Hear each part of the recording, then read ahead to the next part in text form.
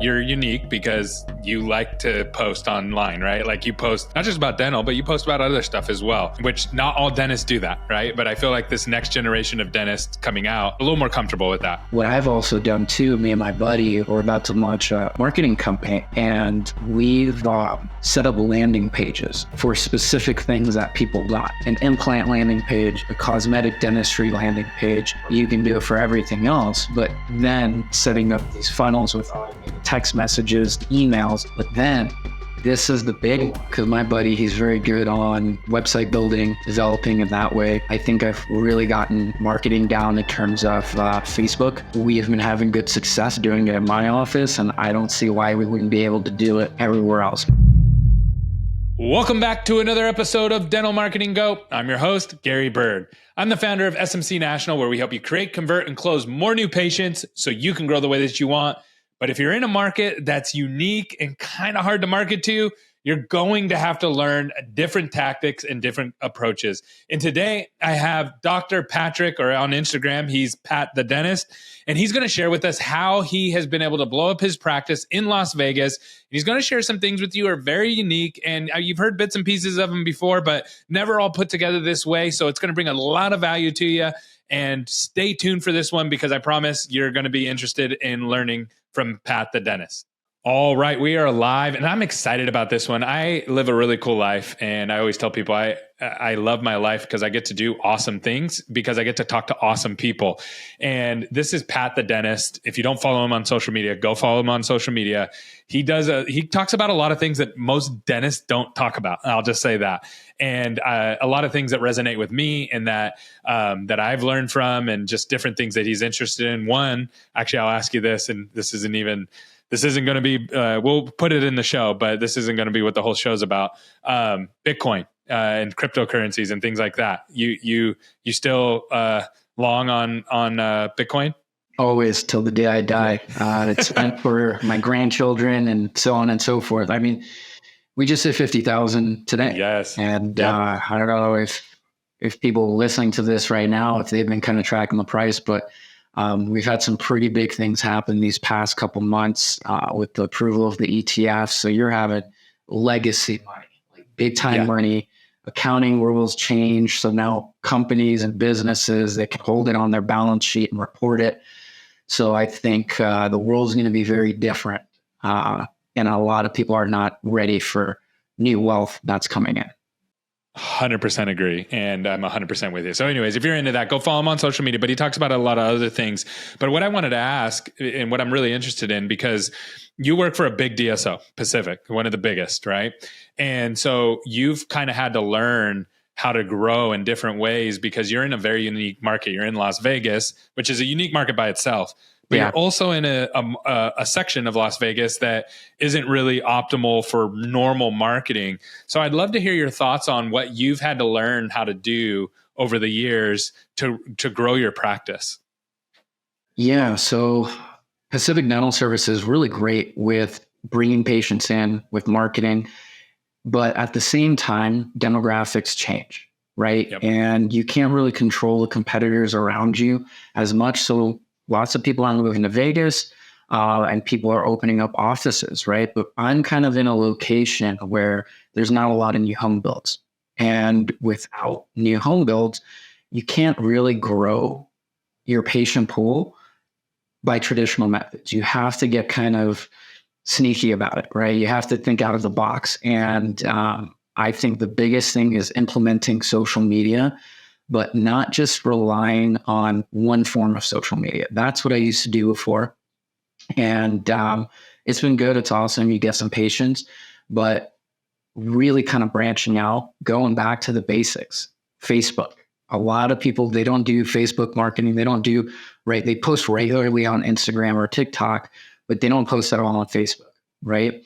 Who is that demographic on Facebook? It's baby boomers, right? It's with money. People with money.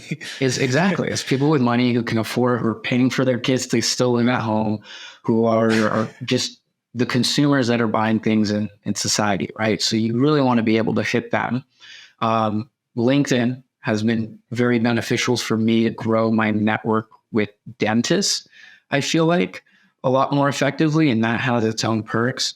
Twitter as well. It's another realm that a lot of people go down and understand. But I think the big ones have been getting back on board with Facebook, because we don't think about that. And when I started to do that, I started to have a lot more people message me on Facebook or slide into my Instagram DMs saying, hey, look, I want to set up an appointment, right? Wow. And that was not a thing that happened at the rate that it does now. And I think also how I set up sponsored ads has been a little bit different as well.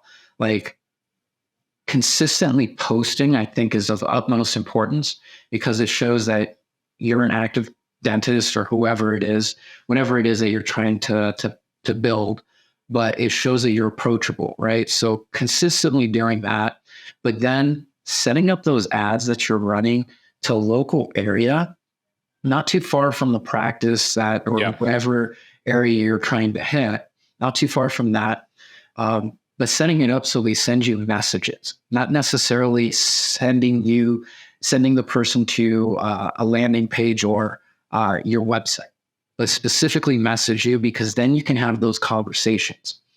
And then you hone in a little bit more, because people are going to call, they're going to text you, they're going to message you and say, hey, what is the price of an implant? What is the price of a full set of veneers? Like, are you just shopping around? What do you really want? Like, everyone's so different. An implant can cost one price, but let's say this person needs a sinus lift as well. That's going to increase the cost of the implant, in their mind, thousands of dollars, right?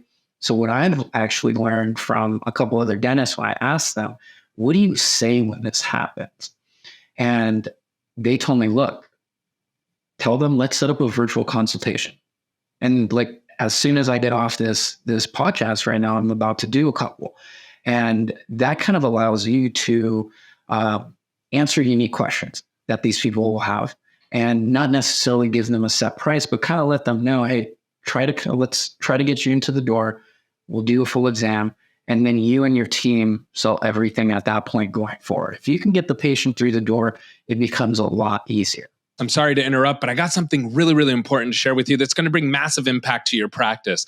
So every year, things change in your market. Every single year, people move, incomes change, populations change, and it's really important that you stay up to date with that. And one of the things that we offer to all of our customers, and we want to offer it to all of our listeners completely for free, is mapping out your new patients. So we're not going to only show you where your new patients are coming from on a map, just like this above, but we're also going to show you the income areas that they're coming from, the different pockets of income, as well as the populations, to make sure that you have supporting areas to where you can attract more new patients. And lastly, we're going to map out all of your competition for you for free. This is 100% for free, no obligation. And we're really excited to share this with all of our listeners. So all you have to do is go to maps.smcnational.com, and it's first come, first serve. We're not going to offer this forever. So if you want to get this, get in now, get all your new patients mapped out for the new year. We're looking forward to talking to you soon. Thanks.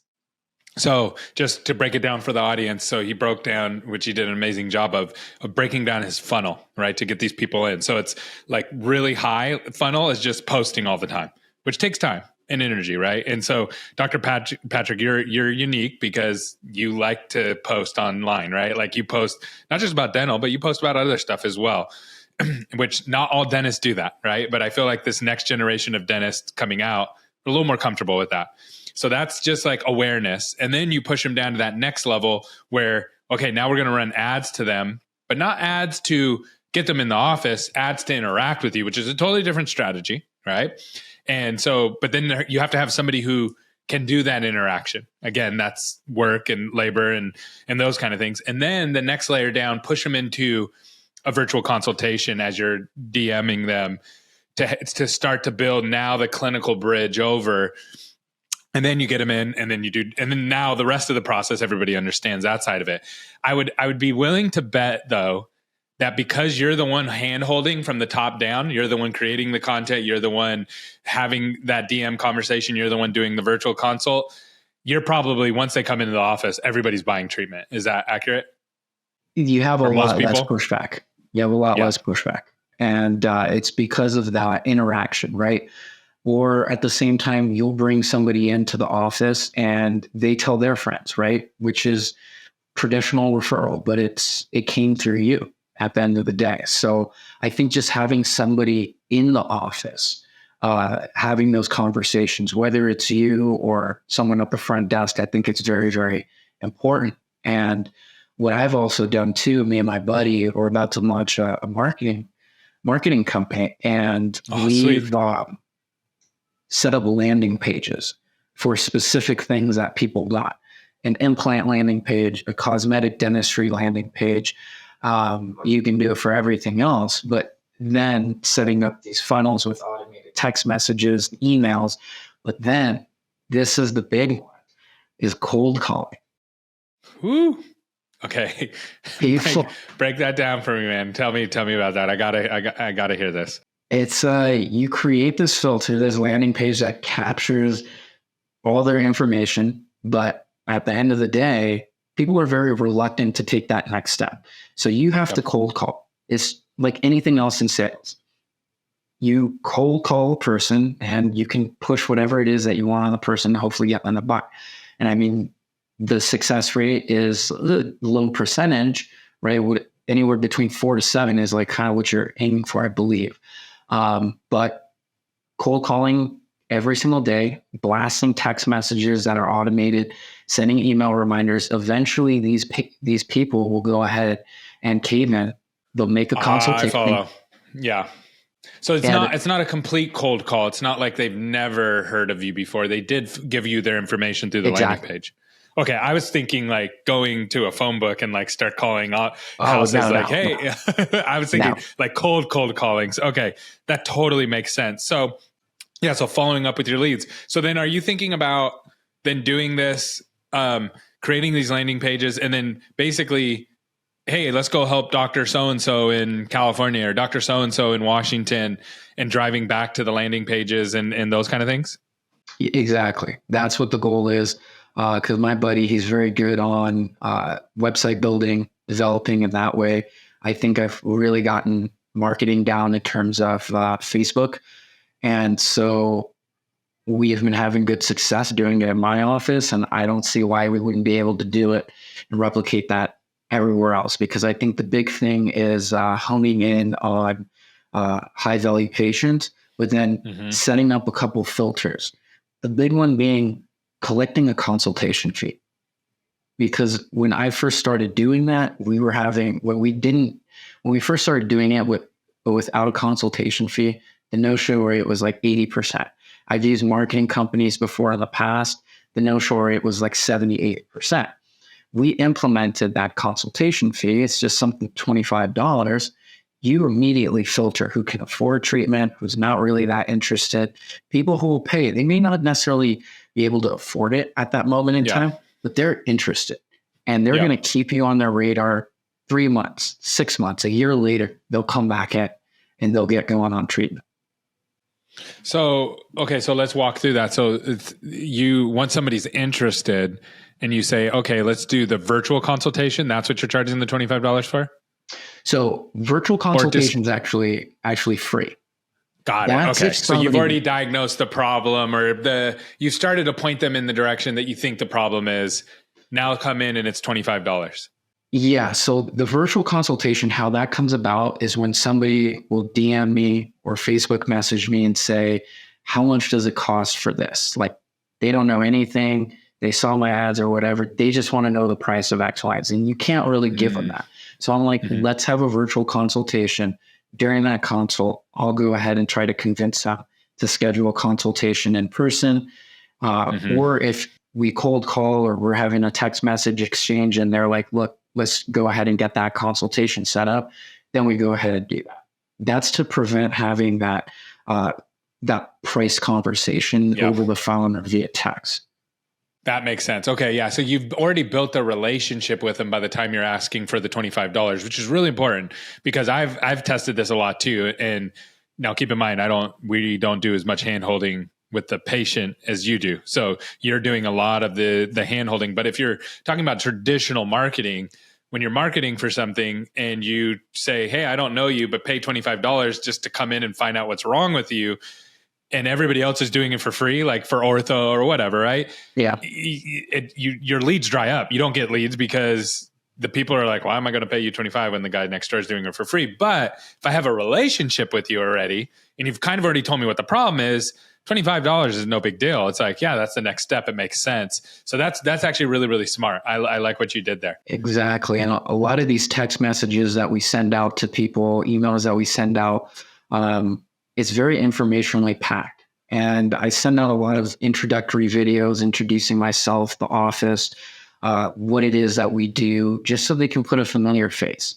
And like I said, information for the importance of implants, different things we do in the office. So they kind of have some sort of a relationship without necessarily having even spoken to you on the phone. So like you said, they're more likely to pay that deposit. Got it. Awesome. Now tell me a little bit about your course that you created for dentists around case acceptance. Yeah. So one of the biggest issues I've seen with young dentists coming out of school is their inability to convince patients for what it is that they need. They're always saying, well, I'm not seeing enough patients. I'm not seeing enough patients. Okay, well, what are you doing with the patients that you're seeing, right? Because if your batting average is 20% and you're seeing 20 new patients a day or a week, but someone else is only seeing 5 or 7, but their batting average is 80%, they're in a lot better position, right? And I think it's because we don't learn in dental school how to present treatment. We don't. Nope. In dental school, that's the last case scenario. They're going to school because they can't afford treatment elsewhere. So you don't really have to shine. You don't have to separate yourself because there is no competition. They're forced to see you or they don't get any dentistry done. But in the real world, that's not the case. And so you have to roll out the red carpet in different ways. And how do you do that? And that's kind of why I created this course, to teach people the ins and outs of little marketing tactics that you as an office, as a dentist can do, but then how to really drive key points home on every different type of procedure, from a root canal where a patient's not having pain, but they need a root canal. That conversation's so different, right? What do you say to somebody who needs a bridge or an implant, but they're like, I don't want this. I don't care about this missing tooth. It's like, well, okay, we got to educate them. And there's some very specific things that we can say to let them know, look, okay, maybe you don't want this implant, but let's do a bridge instead. How do we go about doing that? And then all on fours and overdentures and things like that as well. That's awesome. So give me, if I'm sitting here listening to this and I'm a dentist, I'm just trying to put myself in their shoes, and they need to think about, okay, marketing wise, and then also case acceptance wise, what's the number of new patients that someone should be really thinking about these things? And what is the case acceptance rate that people should really be thinking? Like what's good and what's bad in your mind? Like, is it 100 new patients? Is it 200 new patients, 50 new patients? Is it 50% case acceptance? Like how do you break that down? What does success look like for you? I think new patient count ideally is 70 or higher. 70 new patients a month or higher. Per provider? Yeah, per provider.